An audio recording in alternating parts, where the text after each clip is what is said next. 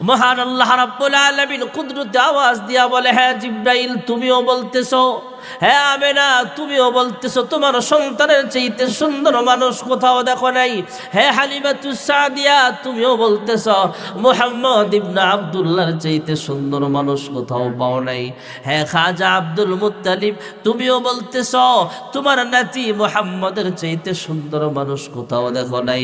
হ্যাঁ জিবরাইল তুমিও বলতেছো মুহাম্মদ ইবনে আব্দুল্লাহর চাইতে সুন্দর মানুষ কোথাও খুঁজে পাও নাই। পাইবা কিভাবে আর দেখবা কিভাবে?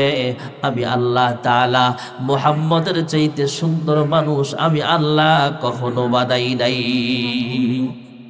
मोहम्मद मुस्तफ़ा जाने खुदा को, खुदा जाने मोहम्मद मुस्तफ़ा को। আমি আল্লাহ যেই ফরমা দিয়া যেই ডাইস দিয়া মুহাম্মদকে বানাইছি, সেই ফরমা সেই ডাইস ভেঙে দিয়েছি। অনলি ওয়ান একজন মুহাম্মদ ইবনে আব্দুল্লাহ পৃথিবীর সবচেয়ে সুন্দর মানুষ। সুবহানাল্লাহ। তবে এটা প্রকাশ পাবে জান্নাতে। দুনিয়াতে ইউসুফ পয়গম্বর সবচেয়ে সুন্দর প্রকাশ পেয়েছেন, কিন্তু আমার নবী সবচেয়ে সুন্দর, এটা প্রকাশ পাবে জান্নাতে। সুবহানাল্লাহ। আল্লাহর হাবিব রাহমাতুল লিল আলামিন আস্তে আস্তে বড় হয়। আমরা যখন আমি আর আমার স্বামী আর আমার কোলে একটা শিশু বাচ্চাও তো আছে, আমরা যখন উটের উপরে বা ঘোড়ার পিঠে সাওয়ার হলাম, মক্কার পাড়ে রওনা হলাম, যাওয়ার সময় তাকায় দেখলাম আমাদের উট সবচেয়ে দুর্বল। সবাই আমাদের আগে আগে চলে যায় আর আমরা সবার পিছনে পিছনে চলতে হয়।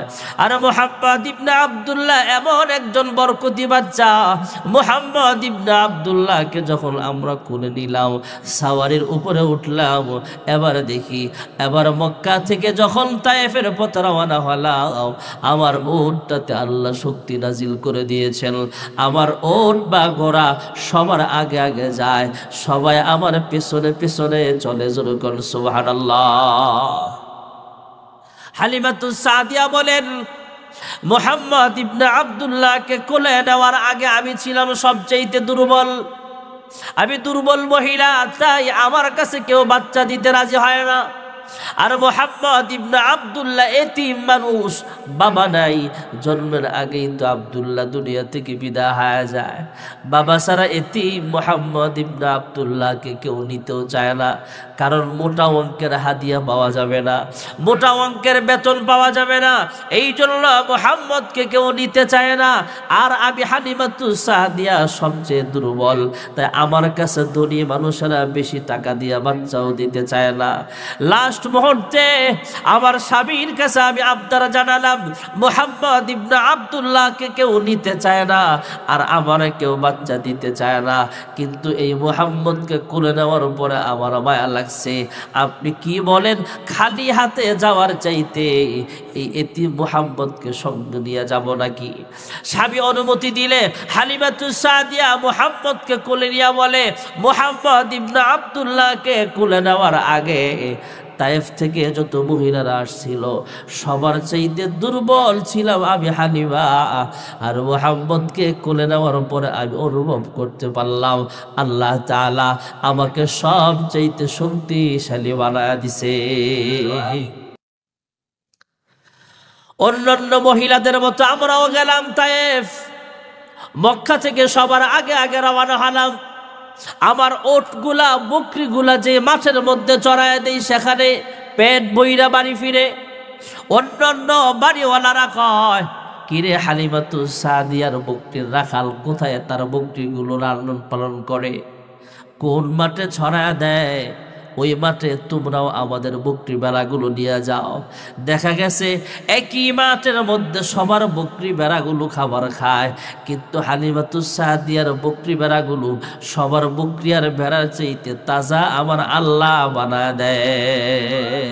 বরকত দেওয়ার মালিক কে? আরো জোরে বলেন কে? মুহাম্মদ ইবনে আব্দুল্লাহ ডাক দিয়া কয়, হ্যাঁ মা, আমার আব্বা কই? আমার আব্বা থাকলে তো আমার কোলে নিয়ে নানুর বাড়ি বেড়াইতে যেত। আমার আব্বা আমাকে কোলে নিয়ে মসজিদে নিয়ে যাইতো, আমার আব্বা দোকানে যাইতো, আমার মজা কিনা দিত। আমার আব্বা কই, আমার আব্বার কাছে আমাকে নিয়ে চলো। সন্ধ্যাবেলা খেলার শেষে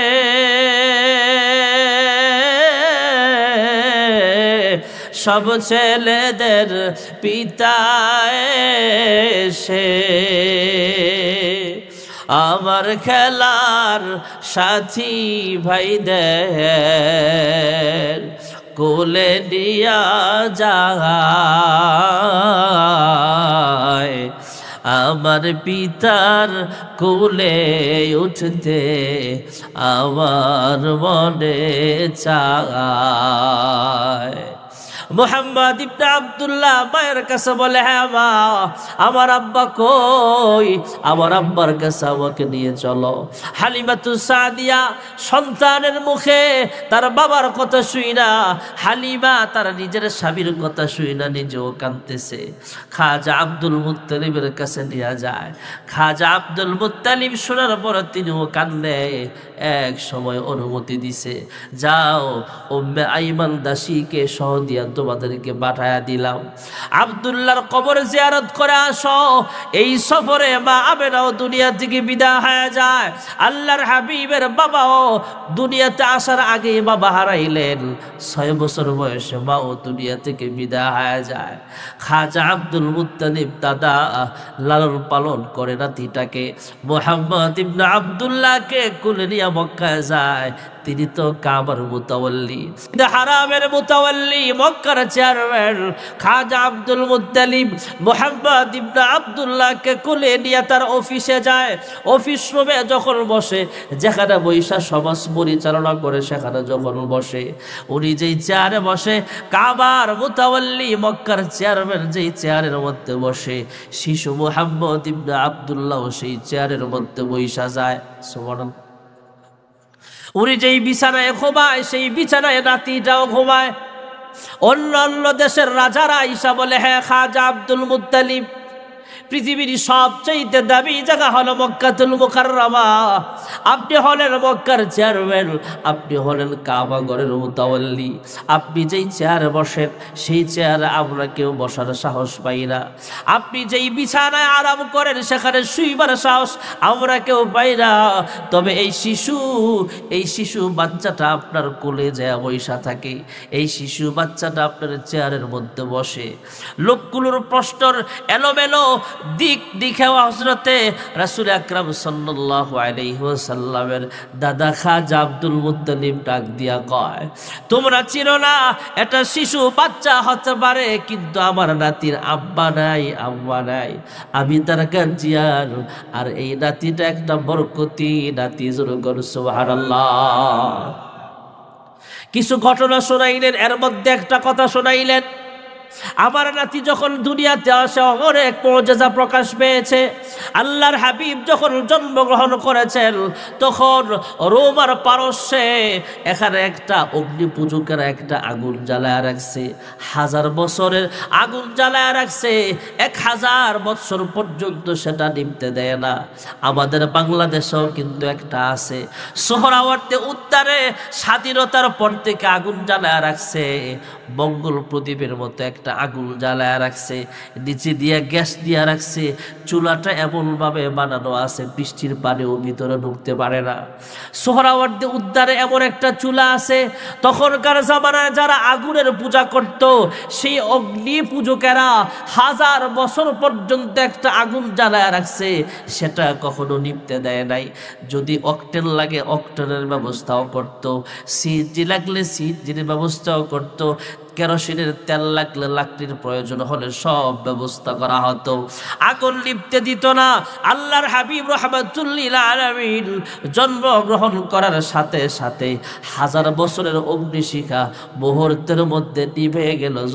সুবহানাল্লাহ। একটা লোক মক্কায় ব্যবসার জন্য আসছে, সে ডাক দিয়া বলে, আরবের লোকেরা, এ মক্কার মানুষ, তোমাদের এই মুহূর্তে কোন শিশু বাচ্চাটা জন্ম হয়েছে? আমরা কেমনে জানি? তখনকার তো আর ফেসবুকের যুগ ছিল না যে বাচ্চা হয়েছে আর ছবি একটা তুইলা ফেসবুকে দিয়ে দিলাম যে আমার ছেলে হয়েছে, সবাই দোয়া করেন, আমার মেয়ে হয়েছে দোয়া করেন। এমন অভ্যাস আমাকে আছে না নাই? অভ্যাসটা কমায়েন। বদনজরের রুগী বেশি, বদনজর। বাচ্চাদেরকে সরাসরি দেখলে যেমন বদনজর লাগে, ফেসবুকে ছবিটা দেখলেও বদনজর লাগে। আপনার বাচ্চাটা সুন্দর, আপনার বাচ্চার চাইতে অসুন্দর বাচ্চা আরেকজনের আছে, সে আপনার বাচ্চাকে বদনজর লাগাই দিবে। এজন্য বাচ্চাদের ছবি ফেসবুকে আপলোড করবেন না, কারণ বাচ্চাদের উপরে মানুষ বদনজর লাগাতে পারে। আর এই বদনজর এমন একটা তীরের মতো, এটা আঘাত করে, অনেক ক্ষতি করে। জ্বর হবে, ঠান্ডা হবে, শরীর ভালো হবে না, অসুস্থ থাকবে সারা বছর, এমন বাচ্চা আছে না নাই? এটাও একটা কারণ, এটা থেকে পরহেজ করবেন। কয়ে তখনকার জামানা তো আর ফেসবুক ছিল না, তাহলে জানবো কিভাবে? আমরা তো জানি না কে হইছে। কয় আমার গণনা মতে, আমার জানা মতে এই মুহূর্তে বিশ্ব নবী দুনিয়াতে চলে আসছে। কেমনে বুঝলা? আমি তাকায় দেখি কাবা শরীফের ভিতরে 360টা মূর্তি সাজদায় পড়ে গেছে। আমি তাকায় দেখলাম আসমানের চন্দ্র আর তারা জমিনের দিকে ঝুঁকে পড়ছে, সাজদা করতেছে, সম্মান করতেছে। আর সবগুলো আলামত আমি তাওরাতে পাইছি, ইনজিলে পাইছি। বিশ্বনবী যখন আসবে যেই যে আলামত ঘটার সবগুলো আমি স্বচক্ষে দেখেছি। সুবহানাল্লাহ। পরে খবর নিয়ে জানতে পারলেন, খাজা আব্দুল মুত্তালিবের নাতি জমিনে আসছে। সুবহানাল্লাহ। খাজা আব্দুল মুত্তালিব ডাক দিয়া কয়, হ্যাঁ নেতারা শোনো, আমার নাতিটা একটা বরকতি শিশু, বরকতি নাতি। এলাকার মানুষগুলো আমার কাছে যখন আইসা কয়, হে খাজা আব্দুল মুত্তালিব, এলাকার মধ্যে অনাবৃষ্টির কারণে কোনো ফসল হয় না, আমাদের অনেক ক্ষতি হইতেছে। আপনি যেহেতু কাবার মুতাওয়াল্লি, আপনি একটু আসমানের মালিকের কাছে দোয়া করেন, আল্লাহ যেন বৃষ্টির ফয়সালা করে। সবাই চতুর্দিক থেকে যখন আমার কাছে আইসা বলছে দোয়া করার জন্য, আমি আবার আমিনার ঘরে ঢুকলাম, আবার নাতি মুহাম্মদ ইবনে আব্দুল্লাহকে কোলে নিয়ে কাবার সামনে গেলাম, কাবার গিলাফ দইরা আল্লাহকে ডাক দিলাম, হে কাবার মালিক, আমার নাতি একটা বরকতি নাতি, বড় হয় অবশ্যই তোমার একজন প্রিয় বান্দা হবে। যদি আমার নাতিটা তোমার প্রিয় বান্দায় হয়ে থাকে, তোমার কাছে দরখাস্ত করি, আমার নাতির উসিলায় তুমি বৃষ্টির ফয়সালা করিয়া দাও। আমি দোয়া করতে দেরি হলো, আমি তাকায় দেখি আসমান থেকে বৃষ্টির ফয়সালা হয়ে গেছে। জোরে করে সুবহানাল্লাহ।